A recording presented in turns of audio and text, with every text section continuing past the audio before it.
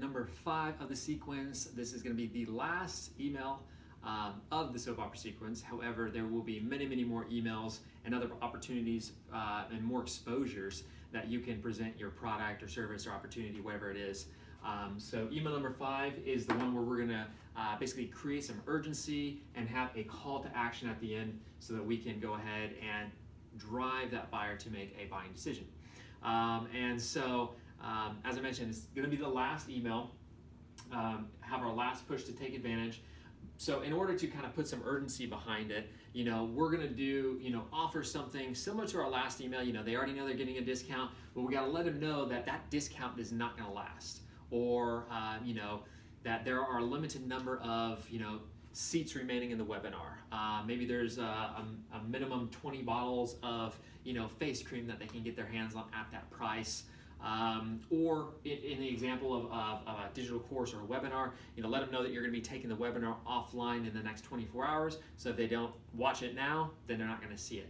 So you're really just going to keep that urgency behind it so that they actually take advantage of that offer. And as I mentioned previously, some people will, some people won't. So understand that conversion rates are all dependent on how well and compelling you wrote that email sequence out. But don't rack yourself, trying to come up with all sorts of technical and tactical ways of doing things. Just write from the heart, and the right people will be drawn to you. They will purchase from you. They will like you. They will love you, and they'll buy from you. So understand that the urgency you put behind it has to be real. It has to be authentic, because if you misuse the urgency piece here, such as you say that the webinars it ends tomorrow and they can't watch it again, but then you've got a replay you send them for the next 2 weeks, then they're automatically going to lose credibility. You're going to lose credibility with that member, that audience, etc., because they don't really take you at your word anymore.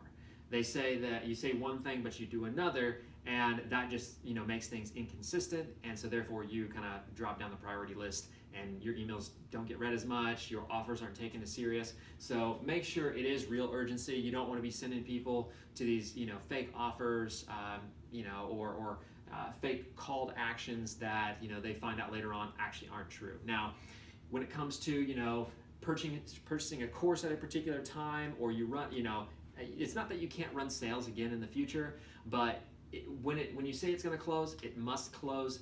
Otherwise, they won't take you as serious. So that's email number 5. You can kind of close the loop or open it again and talk about something else in future emails, something obviously niche specific. But email number 5 is going to wrap that up. Most of your initial sales will come through those first 5 emails.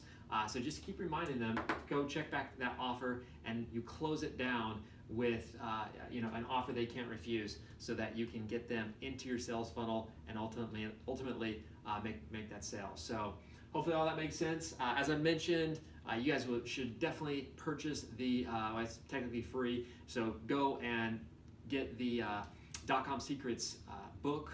Russell Brunson, he goes into this way more in depth than I am. And you're just going to learn so much more about the psychology behind what gets these individuals and these prospects to buy. So with that, I'll leave you to close out the email sequence. Appreciate it, guys. We'll see you on the next module. Take care.